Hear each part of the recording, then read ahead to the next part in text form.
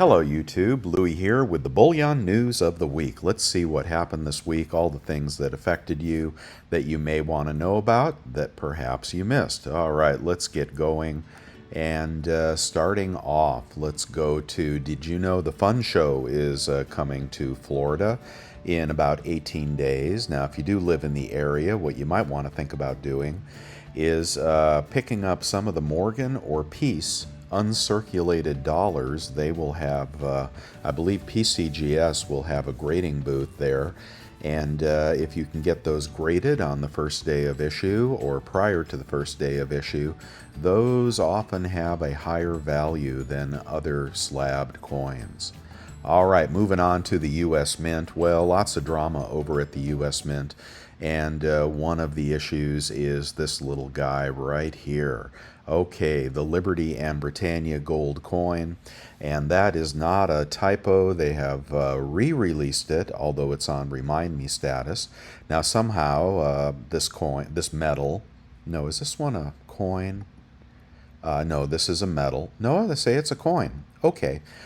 This coin was originally released for a little over $3,000, went to sold out status after they stopped production after 30 days, causing the collector market to believe the coin was sold out in perpetuity, and now has been re-released.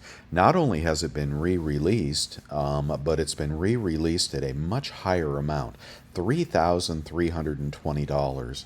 So definitely a money grab here by the U.S. Mint. What is going on with them? Are they losing money on their short book? You know, they short precious metals.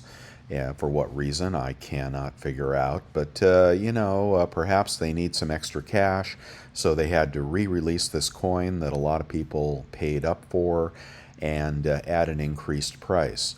But if you look at the silver metal, where they have done the very same thing, and this one is currently available at $89, and that was the initial offering price of $89. Now you have to ask yourself, why have they increased the price of the gold coin but not the price of the silver metal? Because during the same period, we see gold escalated rapidly from February down around $2,000 to now around $23.20. So that would make sense, they'd increase the price of the gold coin.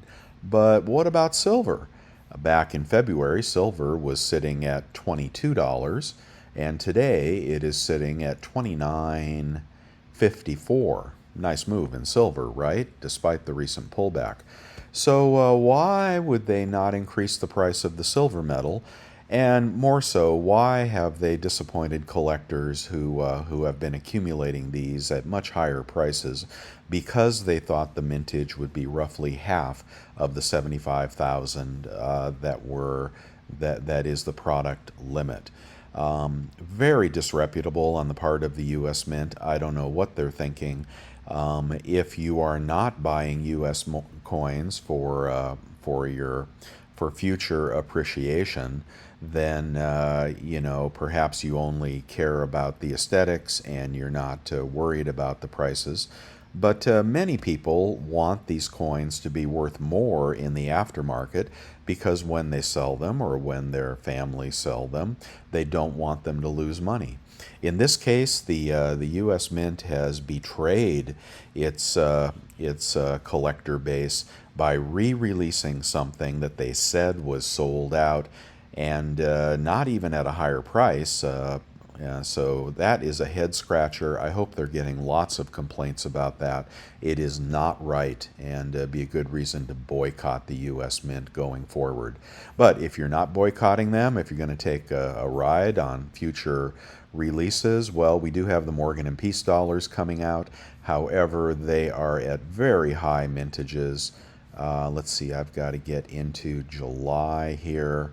Okay, here they are. July 11th, we will have the Morgan dollar coming out and the Peace dollar uncirculated versions. You can subscribe for, I believe, up to 25 of these at a price of $76, but the mintage is way too high at $275,000.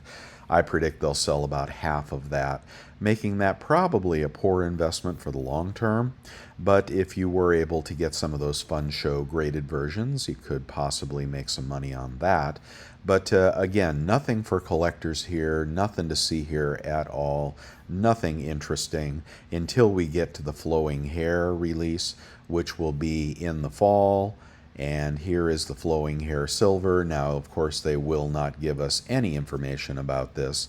And hopefully it will not be too high a mintage, but I do think that will be a very popular metal. Okay, what's with all the metals? They can't even figure out how to get Congress to approve new coin series. U.S. Mint has taken a major dive, major dive.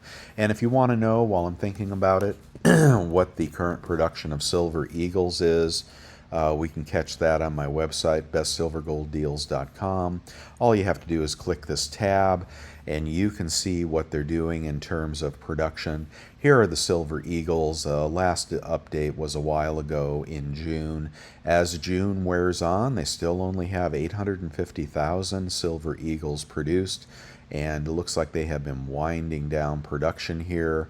Maybe they're taking the summer off. I don't know. But when Silver Eagle production goes down, usually FOMO for Eagles goes up.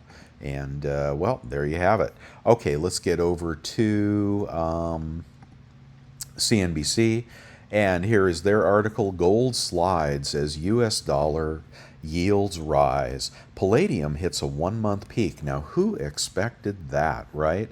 Okay, gold prices dropped more than 1% on Friday, weighed down by a stronger dollar and higher bond yields after data showed strong U.S. business activity, while auto catalyst metal palladium jumped to a one-month high. So, yeah, when the dollar rises and when rates rise, they didn't rise by that much, but the dollar definitely is on a tear. That is usually not good for metals. But looking to this, of course, business activity crept up to a 26-month high. That was, I believe, the PMI release, and the dollar rose. So 63% chance of a Fed rate cut in September. But the story here is palladium. Spot palladium was up 3.2% at $953 per ounce after rising as much as 11.2% to 1,027 earlier in the session. That is amazing. Will palladium overtake platinum, which has been threatening $1,000 lately? There's been some significant palladium ETF buying recently, which has caused a short-term physical shortage and brought the front of the forwards market into backwardation, said Tai Wong, a New York-based independent metals trader. That has created some havoc on the EFP, exchange for futures for physical market, which is thin to begin with and caused a lot of volatility and short covering. I expect this volatility to continue for a few more days. Elsewhere, platinum was up 1.8% at $995.78 per ounce, while silver fell 3.7%. Well, are people selling silver and buying the platinum palladium metals group? That is a very interesting story. We'll have to watch that carefully and see what happens. Do you have any platinum? Do you have any palladium? Well, it has been pretty reasonable over the last few months. And here is what's happening, what's kind of killing metals markets lately. The dollar edges higher, buoyed by monetary policy imbalance. So it's not so much that we have a strong dollar. We know the dollar won't buy you anything anymore. But it has to do with foreign currency exchange. So the dollar edged higher against other major currencies on Friday, hitting a fresh 8-week high against the yen, as data showed a strong U.S. economy as the Federal Reserve's patient approach to interest rate cuts stood in contrast to more dovish peers. U.S. business activity hit a 26-month high. The dollar index, which measures the currency against 6 others, was up 0.2% at 105.81 in New York afternoon trading. It had spiked 0.41% overnight, following a second successive rate cut at the Swiss National Bank and hints from the Bank of England of a reduction in August. Well, didn't Bank of England just keep their rates flat? And here we have a day later, they're already talking about rate cuts. Let's see. New York sees continued dollar strength as political uncertainty in Europe could eventually sap business and consumer confidence. Lots of eyes on France. There is an election next week, which could be tough on the markets. Even though the euro or sterling were to rally, I can't imagine.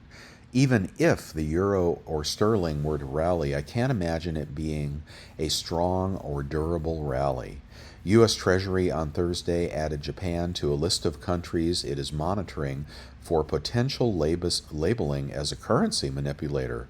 Well, that's interesting. Why are we not playing nice with Japan anymore? A diplomatic warning against additional intervention, said Weller. China is among others on the list.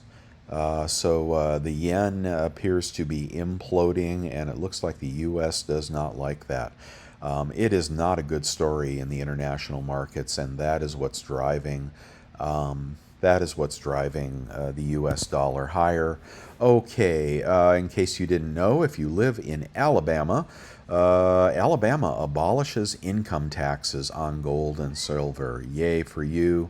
Governor Key Ivey, okay, hats off to Key Ivey, signed a bill today that removes all income taxes on capital gains from the sale of gold and silver, enabling the state to take an important step towards reinforcing sound money. That is very interesting. Let's see, and several states have taken action over the last 2 years in an effort to block the implementation of a central bank digital currency. I won't get deep into that. All right, and some other FOMO articles here. Let's see. I think we will leave it there. Okay, let's keep going. We saw the PMI was relatively strong. And here is the release. The PMI was 54.6, a 26-month high. Here is the chart on Global Flash US PMI. I think that's why we're not having the crash here in the stock markets. But June is wearing on, and anything is possible in these stock markets. Okay, and let's see. I believe there were some stories over at AppMex that were interesting, and I think I have lost them.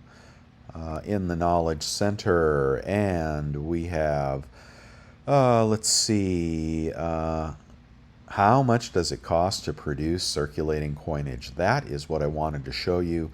Of course, we're in a commodity supercycle, I believe, copper, nickel, and silver as well. It's all needed and it's all wanted. Did you know what it costs to mint some of these coins that are still in circulation, at least for now? Cost per coin to mint a 1 penny cent. 3 cents to make a penny. A nickel costs 11.5 cents. A dime, 5 cents. A quarter, 11 cents. And a half dollar, 25 cents. So there you go, incredible prices. The most notable is the penny, even though there's no precious metal, no industrial metals in. I'm sorry, there is no nickel or copper in a penny. It's only zinc. 3 cents to make a penny. Well, it looks like inflation has hit the U.S. Mint, and they cannot get their production costs under control. But look what it costs to make a nickel.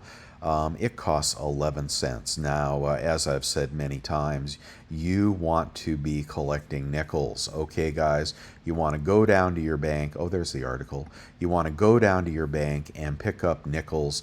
$100 boxes are $100, and tell them anything you want. Pick up one a month. Put those in your garage, because a nickel is now worth 7.9 cents. Yes, 7.9 cents of copper and nickel value, 75 copper, 25 nickel, in a common U.S. nickel. Most people think the modern nickels do not have any nickel or copper in them. That is not true. They have the same content they have always had. They've just made them really ugly, so you don't stack them. But 7.9 cents metal content in a nickel, and you can buy it for a nickel at your U.S. bank. If you could put together a couple $1,000s of nickels, you will probably double your money over the next couple of years. And you say, where can I sell them? Well, you can sell them on eBay today at a profit, even including shipping. But the nickel is the new copper penny. Of course, you can also hoard copper pennies and search for copper pennies. And you probably, there's probably going for 50% to 100% premium for the copper pennies. And eventually, all U.S. coinage is going to be gone. What can you buy with a nickel anyway? Nothing. It's only rounding. What can you buy with a penny? Absolutely nothing. Would you even pick it up in the street? Okay, there was a nickel in the street the other day, and I sure as hell picked it up because I knew that nickel is worth a dime, and I would pick that up. But yeah, think about that, guys. Okay, and moving on, let's see. Good deals in the market today. I'm over on my website where you can subscribe to that. And good deals on today would be, we have, well, if you're searching for gold, best place is going to be Costco or eBay. Links on my website. That's where I'd pick those up. If you're searching for eagles, well, you can grab them at Bullion exchanges for $35.10, but I just sent out an alert to subscribers. You can get that on Walmart today for $35 and use your credit card. Links to credit cards on my website. So that's where I'd be picking up eagles. And the other best deal is always at Bullion Express. Right here, Bullion Express is selling junk for spot. No, you don't need to pay $2 over spot for junk on Bullion Express. And then the best deals can usually be had on everything else over on eBay. Check those out, and you will find things that you can buy on eBay with your great credit cards. Okay, and last thing is if you will get over to my sponsor, newretirement.com, we are going to show you how to retire. I retire in 5 days, and I know you probably don't care because you're a million miles away from it. But there it is right there, newretirement.com, and you can get a free trial for 2 weeks, and it is absolutely essential to plan your retirement now. Don't wait. Whether you're in your 40s or 50s or 60s and you're still managing your money, you've got to make your money work for you. If you can get your IRA, your 401k up to a certain balance and you can draw, roughly a 4% withdrawal rate, you won't run out of money. You can maximize your Social Security. You can make all these plans, roll in your pensions, notate your precious metals, and just keep track of everything you're doing. And they've got great tips and advice as well if you're struggling with retirement. So please check out the sponsor of this video. And I do appreciate you tagging along. Good luck in the markets this week. I'm certainly buying. I hope you are too. And I will see you guys tomorrow. Bye, everybody.